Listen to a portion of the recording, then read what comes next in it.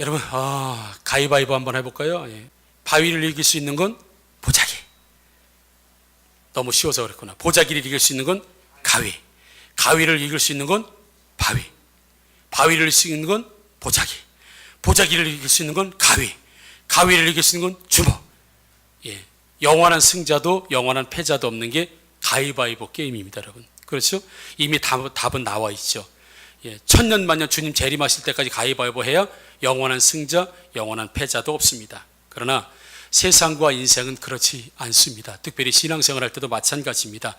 이기느냐, 지느냐, 실패하느냐, 성공하느냐, 굉장히 중요한 문제를 우리가 가지고 있습니다. 여러분, 칼을 잘 쓰는 사람들이 모이는 곳이 일본의 사무라이. 지금이야 없어졌지만 사무라이들은 그 칼을 대단히 잘 씁니다. 사무라이들이 모여 있는 곳에서는 칼로 승부를 낼 수가 없습니다.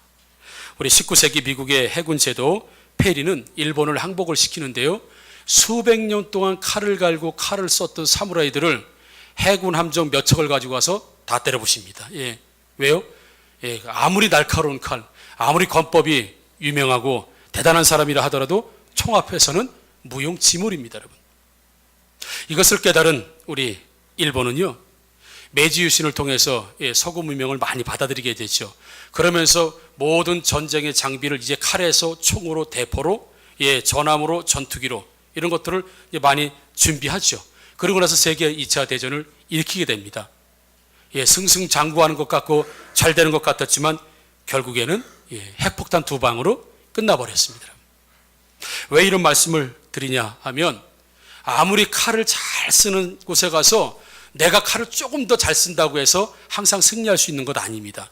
칼을 이기기 위해선 총이 필요하고, 총을 이기기 위해선 대포가 필요하고, 그렇죠? 대포를 이기기 위해선 미사일이 필요합니다.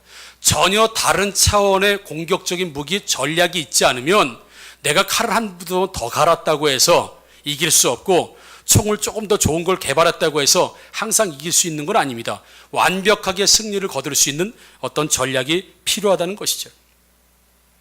그래서 다른 차원으로 승리하기 위해서는 반드시 전략이 필요한데, 오늘 본문의 말씀이 그렇습니다. 전략과 지략을 쓰는 사람이 승리할 수 있다, 이렇게 말씀하고 있는 것이죠. 즉흥적이고 땜질식의 어떤 전략은 좋은 효과를 발휘할 수 없습니다. 그리고 오래가지도 못합니다. 상황에 따라서 전략이 바뀌고요, 방향이 바뀌고 하는 것은 이 가위바위보 게임을 하는 거나 마찬가지입니다. 보자기네 주먹이랑 바위, 이거는 안 돼요, 가위. 계속. 그래서 밑에 돌 빼다가 위에다 올리는 식의 이런 어떤 신앙적인 생활, 어떤 이런 부분들, 그런 결과적으로는 승리할 수 없고 계속해서 실패를 경험할 수밖에 없다는 것이죠. 여러분, 믿음 생활에서도 우리가 전략이 필요합니다. 아니, 무슨 생활이에요? 믿음 생활에도 전략이 필요한다고요? 그렇습니다. 우리가 믿음 생활에도 승리의 전략이 필요한데요, 에베소서 2장 2절 말씀 보면, 그때 너희는 그 가운데서 행하여 이 세상 풍조를 따르고 공중의 권세 잡은 자를 따랐으니 곧 지금 불순종의 아들들 가운데서 역사하는 영이라 라고 하면서, 과거에 공중의 권세를 잡은 자, 즉 사단을 따랐다, 지금 불순종의 영들 가운데 역사하는 강력한, 그래서 마태복음 4장에 보게 되면 예수님이 기도하시고 시험 받으실 때에 온 천하만국을 사탄이 다 보여줍니다. 세상 사람들이 갖고 싶어하는 모든 것들을 다 보여주고, 내 앞에서 경배하면 이 천하만국, 이건 나한테 줬다고 했어요. 사단이 가지고 있다고 했습니다. 이걸 다 줄 테니까 나에게 경배하라 라고 예수님을 시험하게 되는 것이죠. 세상 공중권세 다 가지고 있고, 세상 부귀명예 다 가지고 있고, 세상 좋다고 하는 것을 다 가지고 있는 사단과 싸울 때에 우리는 사단보다 더 좀 많은 걸 가지면 될까요?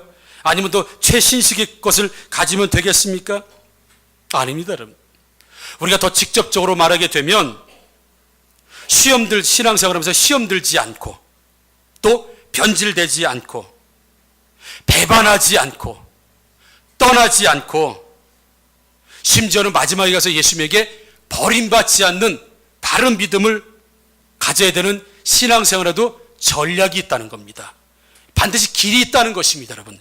그냥 무작정이라는 것이 아닙니다. 그래서 오늘은 그 예수님 앞에 버림받지 않는 정말 바른 믿음의 전략은 어떤 전략을 가지고 신앙생활을 해야 착하고 충성된 종이라고 하는 바른 바른 믿음에 대한 축복을 우리가 받을 수 있겠는가? 인간의 몸을 입고 오신 우리 예수님에게도 위기가 찾아오게 되죠. 예를 들면 예수님께서 내가 이제 대제사장들과 서기관들과 장로들에게 붙들려서 이제 십자가에 죽고 3일 만에 살아나게 될 것이다, 이렇게 자기 자신에 대해서 예수님이 말씀하실 때에 제자들과 베드로가 강력하게 항변을 하죠. 마태복음 16장 22절입니다. 베드로가 예수를 붙들고 항변하여 이르되 주여 그리 마옵소서, 이 일이 결코 주께 미치지 아니하리이다 라고 하면서 절대로 예수님 당신이 죽을 수 없습니다라고 베드로가 항변을 하죠. 이때 예수님께서 말씀하십니다. 마태복음 16장 24절이에요. 이에 예수께서 제자들에게 이르시되 누구든지 나를 따라오려거든 자기를 부인하고 자기 십자가를 지고 나를 따를 것이니라 라고 하면서 예수를 따르는 전략 두 가지를 말씀하시는데, 반드시 자기를 부인하고 자기 십자가를 지고 나를 따르야 된다라고 하는 분명한 신앙의 성공의 전략을 우리에게 말씀해주고 계신 것이죠. 예수님이 이 사실을 알았어요. 그래서 사단에게 시험 받을 때, 베드로가 항변할 때, 제자들이 다른 말을 할 때, 세상 어떤 권세자들이 예수님의 사역을 방해할 때마다 내가 이 일을 위해서 왔노라라고 말씀하시면서 예수님은 흔들림이 없었습니다. 이게 신앙의 전략이에요. 여러분들의 신앙이 흔들림 없이 붙드는 말씀이 어떤 말씀입니까? 좌로나 우로나 치우치지 않으면서 우리가 붙드는 말씀이 무엇입니까? 들어가도 복을 받고 나가도 복을 받고 그겁니까? 그거예요? 여러분, 우리 성도들, 모든 성도들이 붙잡아야 될 말씀이 있습니다. 마태복음 26장 39절에 예수님께서 십자가에 달리기 전에 기도하실 때 이렇게 말씀하시죠. 조금 나아가서 얼굴을 땅에 대시고 엎드려 기도하여 이르시되 내 아버지여 만일 할만하시거든 이 잔을 내게서 지나가게 하옵소서. 그러나 나의 원대로 마옵시고 아버지의 원대로 하옵소서 하시고. 아멘. 여기서 나의 원대로는 뭡니까 여러분? 나의 원이 있지만 나의 원대로 맛이 없고 나를 지금 부인하는 거예요 여러분. 자기를 부인하는 겁니다. 죽기 싫은 자신의 고통스러운 잠시 후에 일어날 엄청난 고통을 이미 몸으로 체감하신 예수님도 할 수만 있으면 이 잔을 내게서 좀 지나가게 해달라고 하는 인간적인 바람이 있었습니다. 이게 자기예요. 예수님이 나를 따르거든 자기를 부인하고 자기 십자가를 지고 나를 따를 것이라고 할 때 예수님 지금 자기 부인하고 계신 거예요. 나는 이 잔이 내게서 지나가길 원하지만 나의 원대로 마옵시고. 이거 지금 자기 부인하고 있는 거예요. 누구의 원대로? 아버지의 원이 뭡니까? 아들이 십자가 지는 겁니다. 그래서 자기 십자가를 지겠다고 하시는 예수님의 말씀을 보게 되면 예수님은 평생도록 이 사실, 나는 십자가를 지기 위해서 이 땅에 왔다 라고 하는 이 믿음의 전략, 하나님 앞에 하나님의 사역을 좌로나 우로나 치우침 없이 한결같이 갈 수 있었던 이유가 바로 내가 이것을 위해서 왔다고 하는 이 붙드는 말씀이 있었기 때문에, 이 사명이 있었기 때문에 그런 어떤 경우라도 예수님은 흔들림이 없었다는 것을 우리 말씀드릴 수 있죠. 아브라함도 75세까지 아들이 없었습니다마는 100세의 아들을 낳지요. 그의 믿음에 대해서 히브리서 11장 8절은 이렇게 말씀합니다. 믿음으로 아브라함은 부르심을 받았을 때에 순종하여 장래의 유업으로 받을 땅에 나아갈새 갈 바를 알지 못하고 나아갔으며. 여러분, 순종했다고 되어 있습니다. 자기를 부인하지 않으면 순종이 될 수가 없는 것입니다. 아브라함이 이삭을 모리아산에서 잡아서 죽이려고 하는 그 순종의 제사를 통해서 히브리서는 믿음의 아버지로 고백하고 있고, 그가 평생토록 주님을 떠나지 않고 하나님을 떠나지 않고 살 수 있었던 건 바로 순종하는 삶이었다. 즉 자기를 부인하는 삶이었기 때문에 순종할 수 있다는 것을 기억하시면서 여러분 자기를 부인하시면서 모두 순종하시는, 말씀에 순종하시는 여러분들 되기를 주님의 이름으로 축원합니다. 여러분, 노예로 이집트에 끌려갔던 요셉도 마찬가지입니다. 보디발의 집에 그가 가정총무를 있을 때, 그의 아내의 유혹을 받을 때 그가 창세기 39장 9절에 이렇게 말합니다. 이 집에는 나보다 큰 이가 없으며 주인이 아무것도 내게 금하지 아니하였어도 금한 것은 당신뿐이니 당신은 그의 아내임이라. 그런즉 내가 어찌 이 큰 악을 행하여 하나님께 죄를 지으리니까 라고 하면서 옷을 벗고 도망가 버립니다. 나는 이미 하나님 앞에 드려진 몸이라는 거예요. 요셉은 나는 이미 하나님 앞에 산제물로 드려진 몸인데 나는 창기와 연합할 수 없다는 것입니다. 다시 죄의 제물로 드려질 수 없다는 것입니다. 그래서 그 죄의 자리를 신속하게 빠져나가는 우리 요셉을 볼 수 있습니다. 왜요? 나는 하나님 앞에 범죄할 수 없다고 하는 확고한 신앙 관념, 신앙의 신념이 그는 가지고 있었기 때문에 요셉의 인생을 통해 보게 되면 요셉이 무슨 죄를 지었습니까? 죄 지은 게 없습니다. 예수님의 표상으로 나타나요. 그는 하나님 앞에서 나는 절대 죄를 지을 수 없고 나는 하나님 앞에 드려진 몸이라고 하는 이 신앙의 전략이 있었기 때문에 그는 어떤 죄악을 지을 수 있고 형들에게도 분풀이하고 화풀이하고 원한을 갚을 수 있었겠지만 그는 그렇게 하지 않았습니다. 그것마저도 하나님께서 나를 먼저 보내신 선한 뜻으로 받아들이는, 왜요? 나는 하나님 앞에서 죄를 지을 수 있는 사람이 아니라고 하는 이 신앙의 전략을 붙들고 있었기 때문에 요셉은 한결같이 주님 떠나지 않고 살 수 있었던 것이요. 여호수아도 마찬가지입니다. 오늘날 너희들의 섬길 내 신들을 택하라. 나는 오직 나와 내 집은 여호와만 섬기겠노라. 그는 평생도록 여호와만 섬기지 않습니까, 여러분? 다윗도 마찬가지입니다. 다윗도 마찬가지. 여러분, 우리 여러분들에게서 가지고 계신 우리 성도 여러분들이 붙들고 있는 말씀, 어떤 말씀입니까? 축복의 말씀입니까?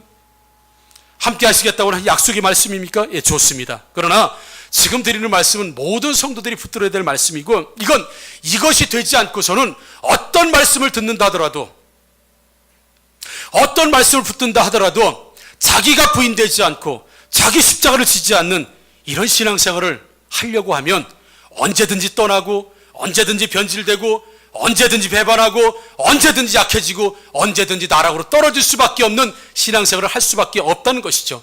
예수님도 또 나아가서 유럽을 복음화시킨 바울도 마찬가지입니다. 갈라디아서 2장 20절의 말씀을 한번 우리 같이 한번 읽어보겠습니다. 중요한 말씀이니까 한번 읽어보겠습니다. 시작. 내가 그리스도와 함께 십자가에 못 박혔나니 그런즉 이제는 내가 사는 것이 아니요 오직 내 안에 그리스도께서 사시는 것이다. 이제 내가 육체 가운데 사는 것은 나를 사랑하사 나를 위하여 자기 자신을 버리신 하나님의 아들을 믿는 믿음 안에서 사는 것이라. 아멘. 예수님의 고백과 마찬가지입니다. 나를 따라오려거든 자기를 부인하고 자기 십자가를 지고 나를 따를 것이니라. 모든 믿음의 선질들과 마찬가지로 자기 자신을 죽이고 오직 사명을 따라 살았던 것처럼 사도 바울도 내가 그리스도와 함께 십자가에 못 박혔나니 이 얘기는 나 죽었다는 얘기 아니겠습니까?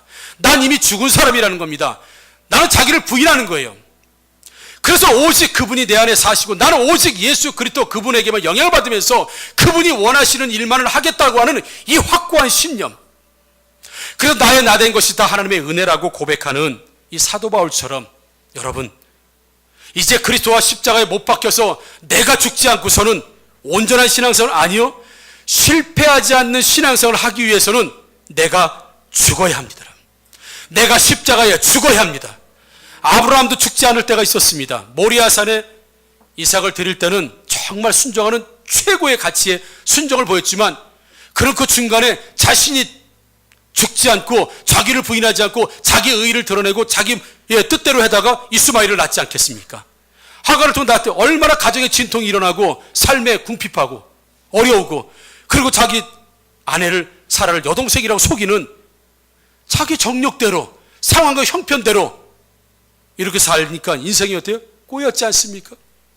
다윗도 평생도록 하나님을 잘 섬기다가 자기를 부인하고 자기를 죽이는 것이 아니라 자기가 살아날 때 밧세바를 보고 음력을 품고 결국에는 하나님 앞에 범죄하고 자식이 죽고 하나님께 징계받는 이런 모습을 보게 되면 여러분, 우리가 신앙에도 전략이 필요하다.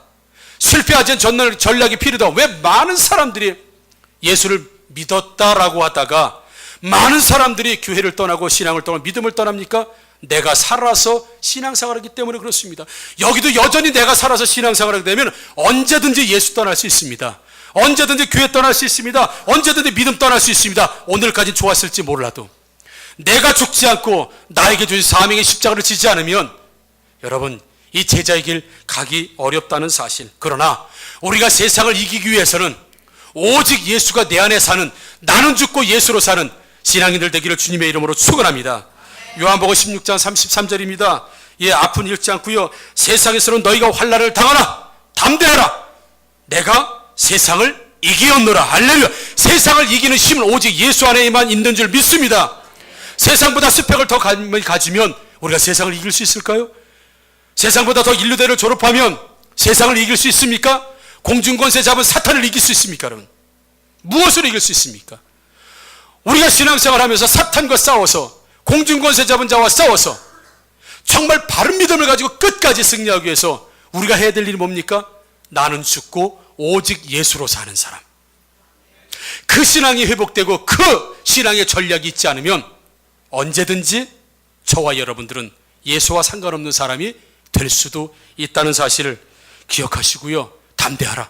내가 세상을 이겼다.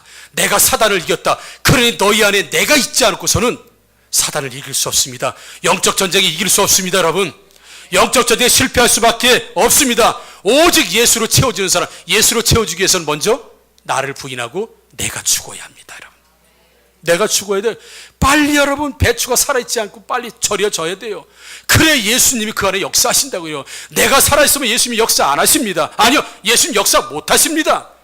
내 의가 살아있고, 내 고집이 살아있고, 내 오름이 살아있고, 내가 살아있어서는 안 됩니다. 죽어야 됩니다, 여러분. 지난주도 말씀드렸죠. 저도 죽고, 목회가 저도 1년, 2년, 3년 계속될수록 배우는 거 하나 있습니다. 내가 죽어야 된다는 것. 처음에는 매뉴얼을 가져요. 전략도 가집니다. 교회를 이렇게 성장할 때 전략도 가져요. 여러분, 잘 안 되더라고요. 열심히 뛰어보지만 잘 안 되더라고요. 이 사람이 선다 싶을 때 쓰러지는 모습 보면 참 실망스럽습니다. 제자가 된다 싶으면 쓰러져요. 실망스럽습니다. 그리고 나의 입에서 나오는 고백, 내 힘으로 안 되는구나. 아무리 내가 훈련 열심히 시킨다고 되는 게 아니구나. 구원을 100번 해서 되는 게 아니구나. 그 안에 성령이 역사하지 않으면, 그 안에 예수 그리스도가 살아있지 않으면 사람 변하지 않는구나. 그 태생 변하지 않는구나. 그리고 나서 해야 될 일이 뭐예요? 주님, 저 영혼 불쌍히 여겨 주십시오. 내가 아무리 붙잡고 해도 안 되는데 어떻게 합니까? 주님, 저 영혼 변화시켜 주십시오. 저 영혼 제자되게 해주십시오. 저 영혼 살아나게 해주십시오. 결국 주님 앞에 무릎 꿇는 훈련, 그게 목회 훈련이더라 이거지, 여러분. 3년 반 오면서 제가 배운 거 하나가 그거 있습니다. 내가 살아서 목회하려고 하니까 성도들 다 살아가지고 안 되더라고요. 담임 목사가 죽어야 죽는다는 걸 제가 배우게 됐다는 것이죠. 그러면서 하나님 앞에 한 영혼에 대해서 소중히 여기고 그분을 위해서 기도할 때 놀랍도록 그분들이 와서 스스로 고백하는 걸 듣게 됩니다. 그렇게 시키지도 않았는데, 그렇게 제가 말하지도 않았는데 와서 고백을 해요. 그런데 그 고백은 제가 사모가 기도했던 기도의 내용의 고백을 그대로 하고 있더라 이거죠. 왜요? 예수가 그 안에 역사하고 있는 줄 믿습니다, 여러분. 신앙의 전략 필요합니다.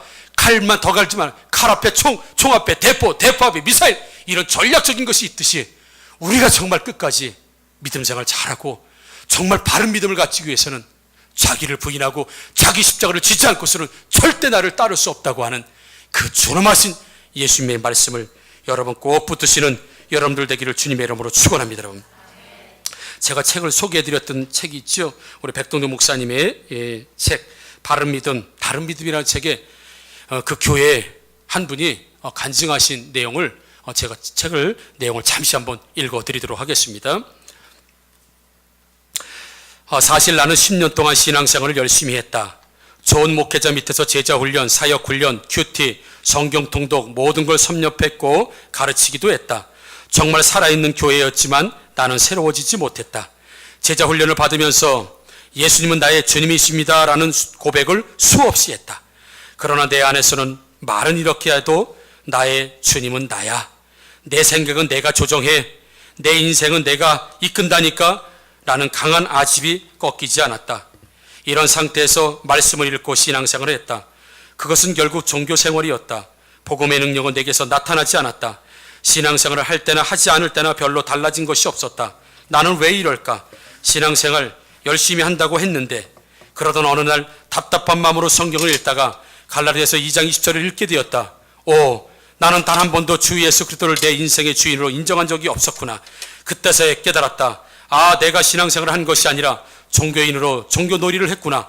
펑펑 울면서 나를 구원하기 위해 이 땅에 오셔서 십자가를 지신 예수님께 무릎을 꿇었다.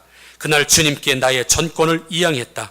예수님, 오늘부터 당신이 내 인생의 주인입니다. 오셔서 나를 다스려 주시옵소서. 그 순간부터 임금이 없던 나라에 살던 나에게 왕이 찾아오셨고, 고아와 같이 살던 나에게 아버지가 생겼다.